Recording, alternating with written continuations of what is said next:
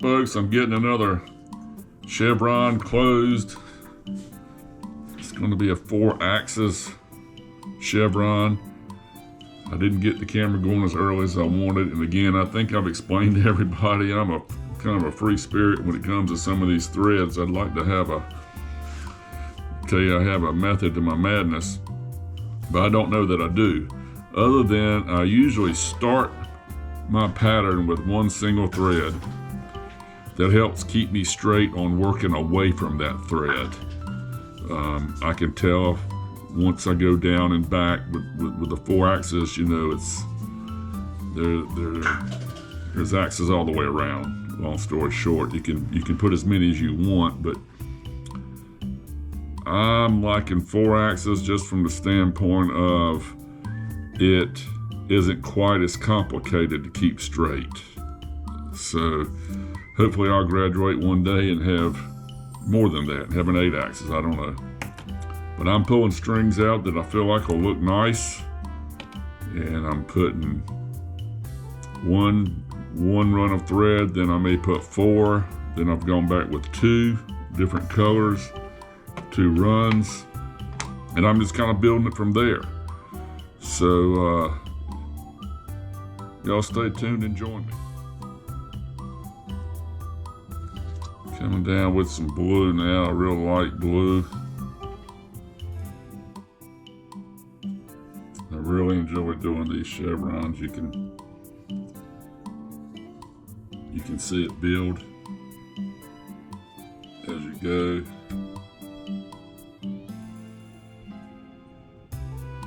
Let's say that's for a person to have a job where they could see the benefit of their efforts.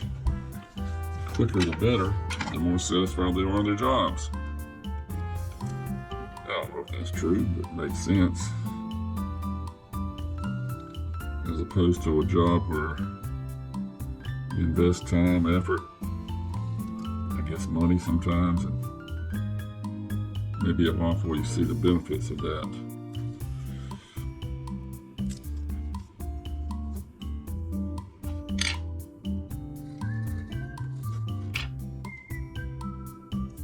I'm running 4 strands of this blue. Again, when you do these long, this has got 1, 2, 3, 4, 5, 6 crosses. And it's about 8 inches, 8.5 inches. And when you run these long ones, if you try to do them one at the time, one thread at the time, it would take a tremendous amount of time to do it. This is going to be a closed chevron, so I've got a lot of thread to run.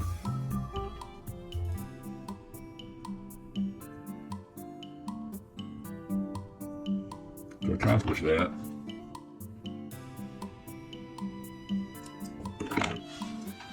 and I've had a few jobs come into me, so I'm getting a little busy. Therefore, I want to get all this done.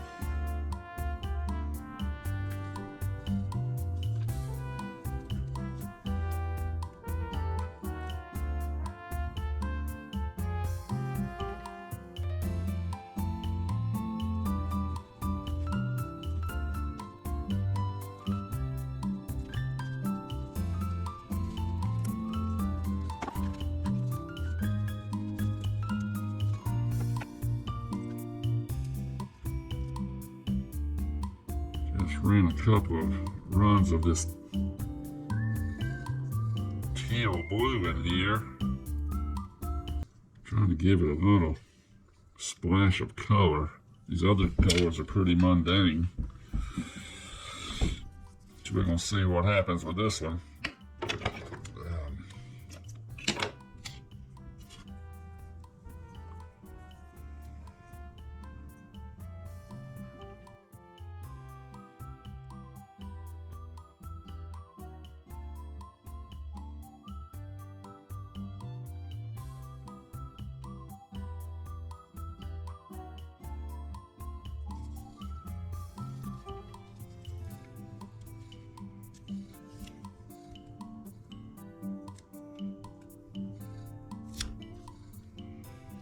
thing about these long closed chevrons, or any pattern, the diamond pattern, they do take a long time to do.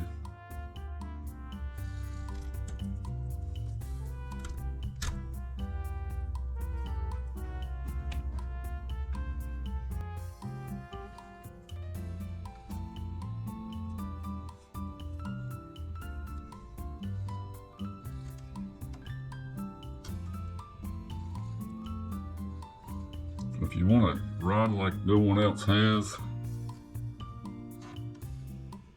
because it gets down to, it doesn't fish any different. Fish don't care how good the decorative wrap is.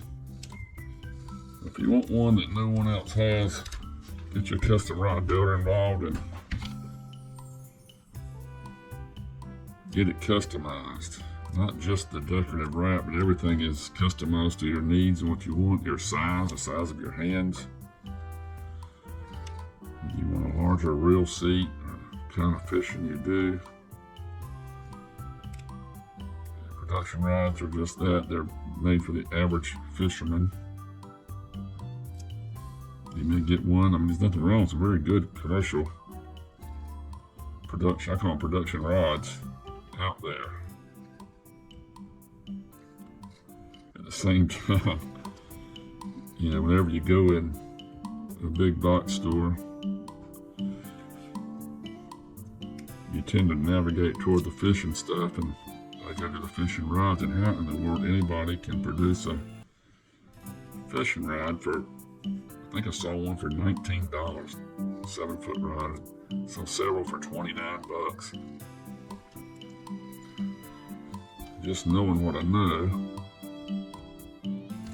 that has got to be the cheapest of everything. Fiberglass, components, reel seats,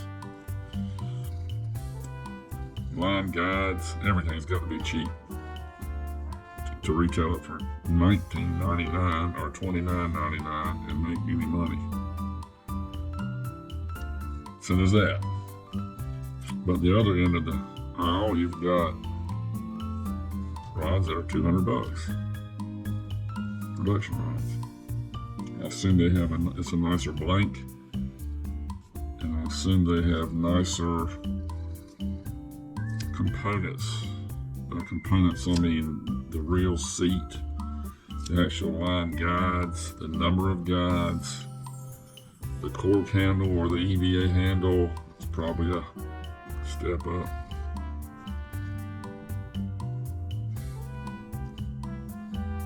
So I'm not just trying to bash. I really just don't understand. Lower handles anyway. No line crossed right here. Like I mentioned, it'll take me 4 hours to do this wrap. I hadn't kept track of my time, but I'm sure I've got 4 more hours in splining the rod, balancing the rod, tying on the line guides, the reel seat, all that stuff. I'm sure I got 4 more. So I'll have 8 hours in one rod. Production rods, I'm sure I don't even want to say, but I'm sure it's many. Whether it's hundreds of thousands in 8 hours, I don't know.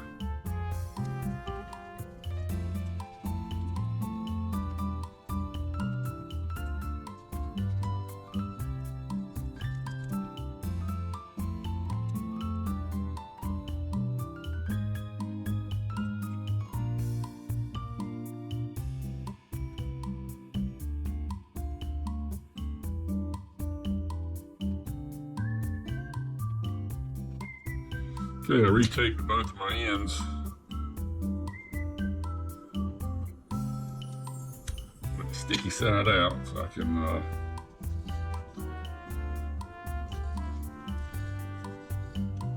hopefully my line won't slip or run a black through here.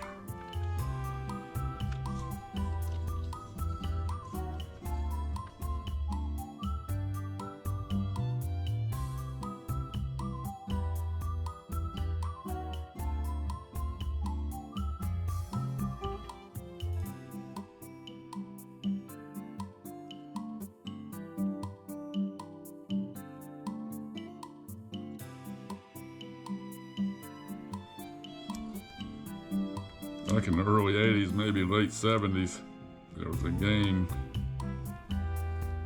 Video games were a whole lot different back then, and there was a game called Pac-Man. That's what I feel like I am. I'm the Pac-Man now. If he didn't pack anything, he ate things. And I am packing away every time I run down and back. Make sure. Some people do it after 5 runs. Some people, I don't know how they all do them, but I like to keep it kind of in order as I go.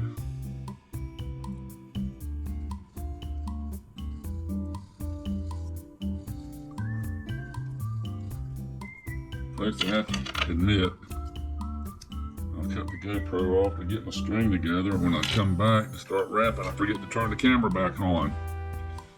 So anyway, I've run some line color, some burgundy, got some light blues. I got a string or 2 of red, got some aquamarine, or some kind of a teal color in there, and I'm very close to getting this thing finished. Getting it all the way closed in.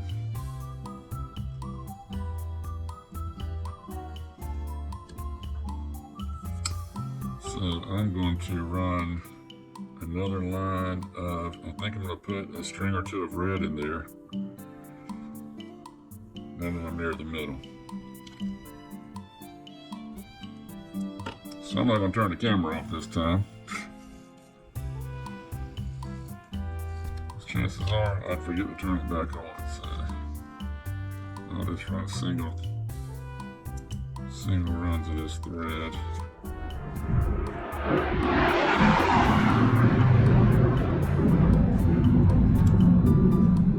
don't know if you heard that or not, there was a jet just went over.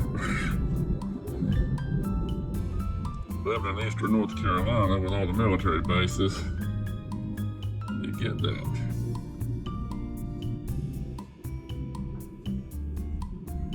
Comes another one.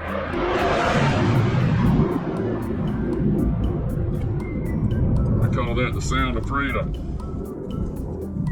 Only lasts for a second. Doesn't bother me.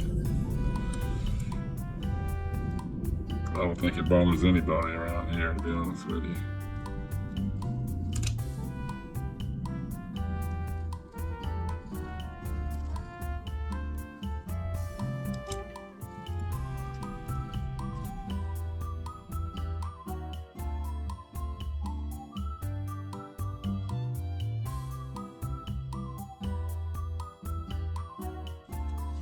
I think I'm gonna run a string of white in here.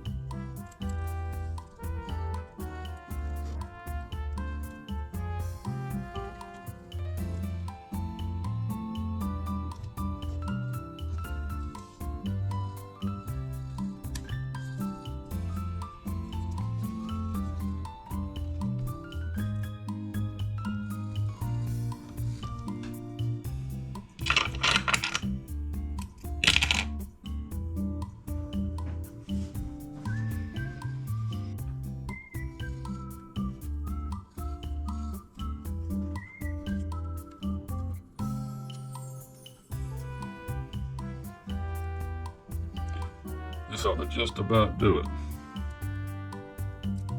Just about close the inside off.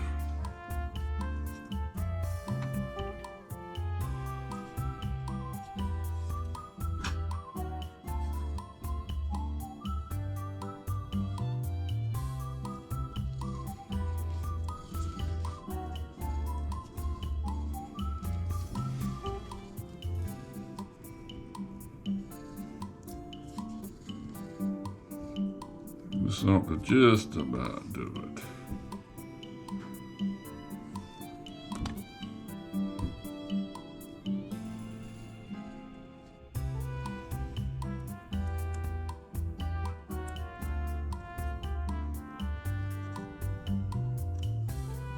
cutting those loops, the ends like that, it allows this thread to lay really evenly.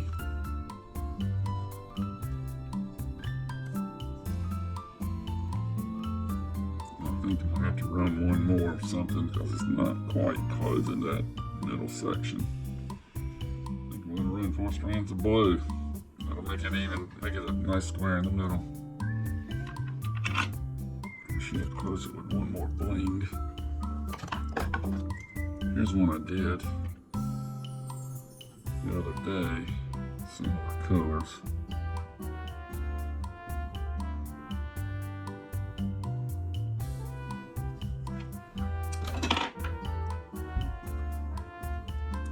No.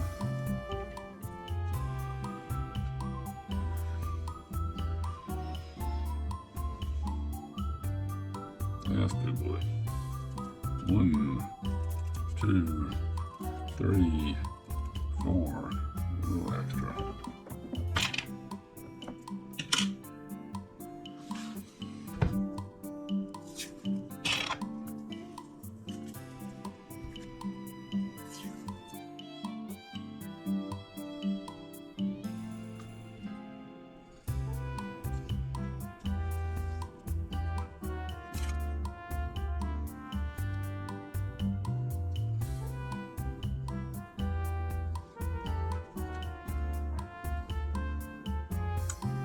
A lot of string.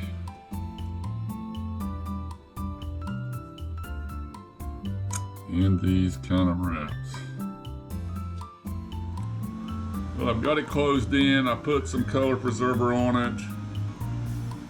I think I'm going to start my tie off now. I'm going to vacuum this and make sure I got all the dust off of it.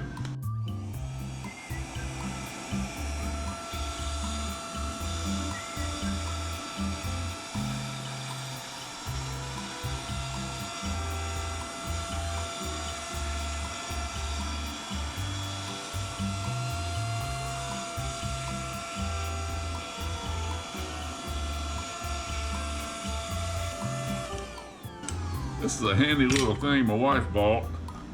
Real portable, got just enough power to help keep the dust off of your wrappings.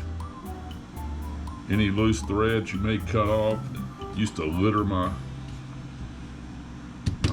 under where I'm working. I can get those out of here now, so it worked out real good.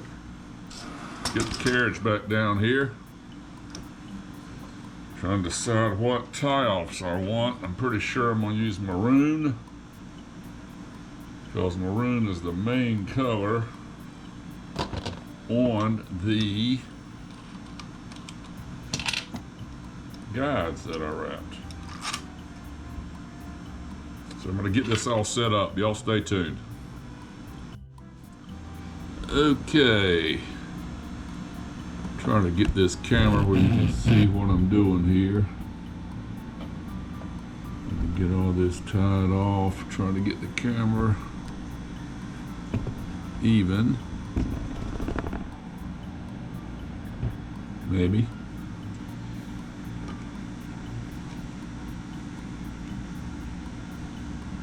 Just going to take my tag end down over here and just going to wind it around and probably cut this thing out about right here. Okay. Trying to get this camera where you can see what I'm doing here. Get all this tied off. Try to get the camera even. Maybe.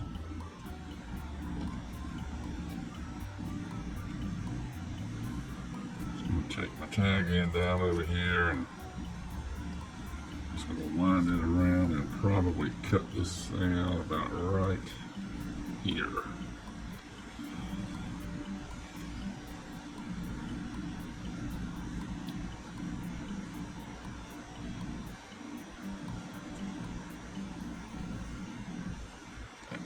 Usually do a couple of rounds by hand. color preserver on it. Does its job. You don't want it, doesn't can't move very far on any of these lines, so you need to start out right.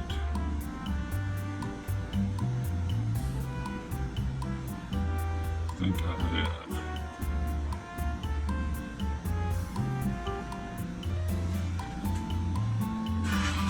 Got my pedal down here.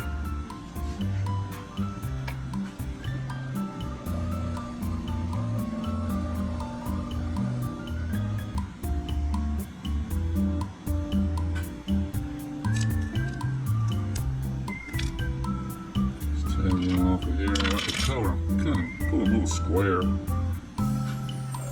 couple more.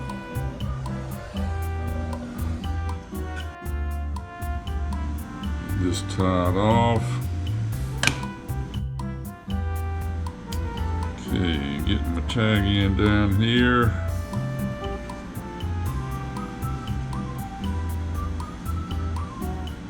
I'm just gonna butt this right up to the edge of it. It is nice and straight.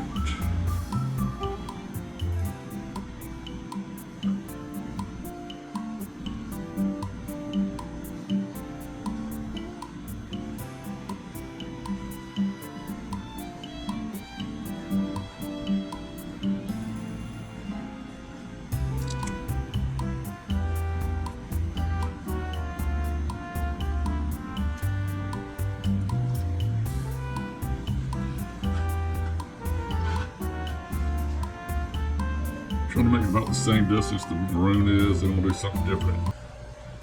We'll get past that. I think I've got my string a little tight.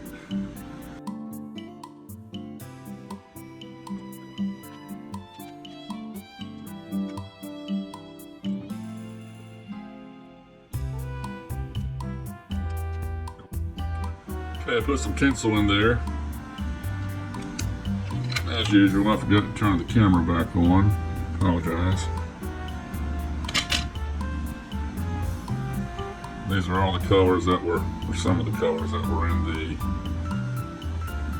the, the wrap itself.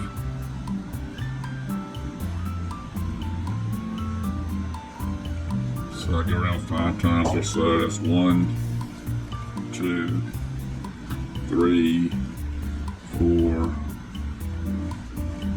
5, and I go 6 for a good measure. And I'll pull this through.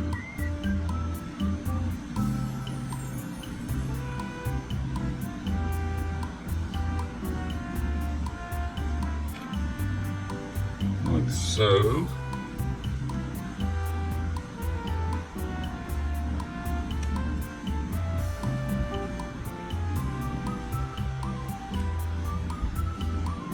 There you have it.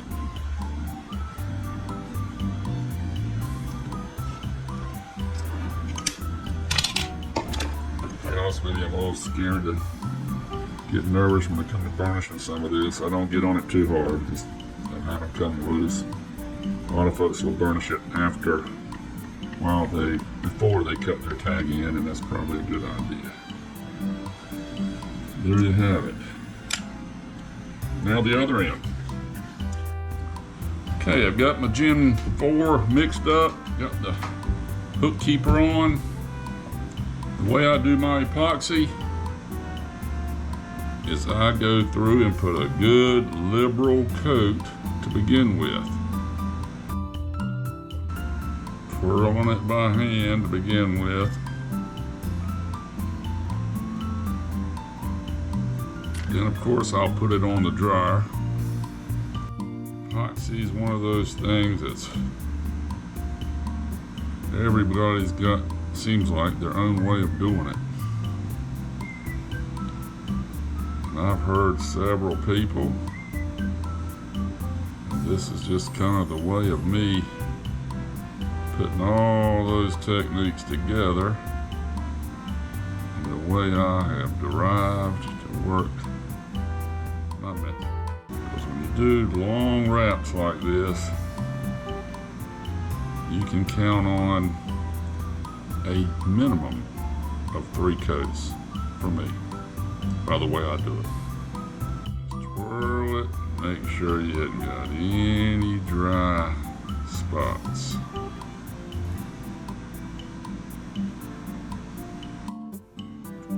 This is a high build, which means I've got, I don't know, maybe 30 minutes. Put it on the dryer now and make sure I get the edges taken care of.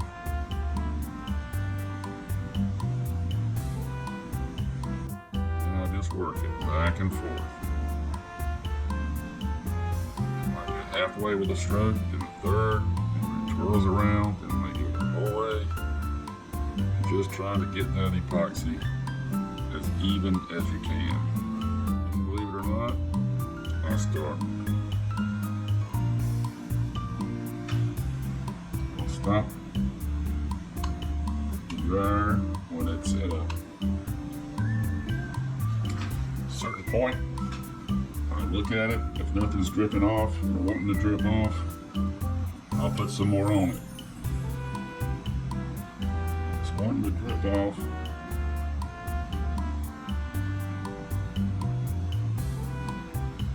I've got a 79-degree temperature in here today, so it's a good temperature.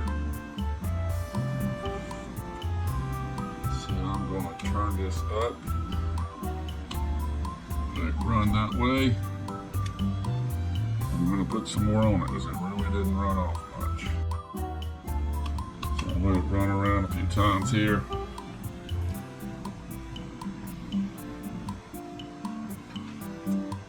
I'll come in a fourth of it and I'll get back and catch it less than that and get back and catch it less than that, because everywhere you pick your brush up, you can have a gap there. So fourth there, third, fourth, overlap the whole thing. This Gen 4 will get level unless you really screw it up. Okay, so I'll turn it up again. Let's see, I expect some to run off now, which I'll wick that off.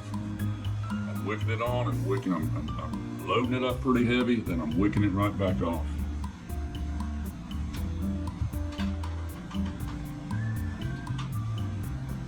Gen 4 is good. Look at resin that I've used, epoxy resin. But you're not going to get it done in one coat. And this is looking good. So I'm going to turn it a quarter turn. Let it sit there.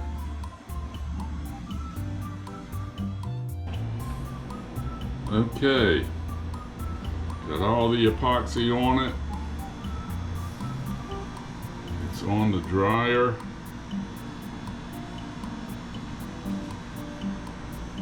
Like I said, this rod is for sale. Give me a call, it won't worry you. I'll work with you.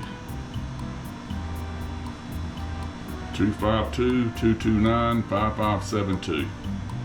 If you like what you see, like and subscribe. Love to hear from you. Okay, here is the finished rod. It's in the drying tent.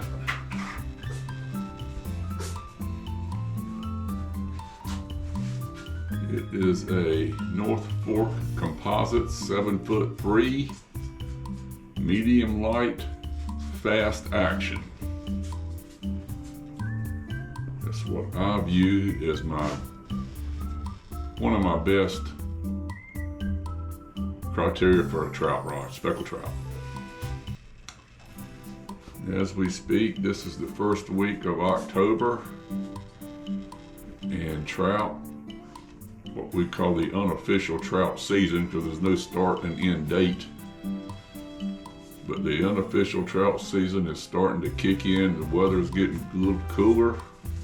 And I'm going to test this rod out. Thanks for watching, y'all. If you like what you see, please like and subscribe.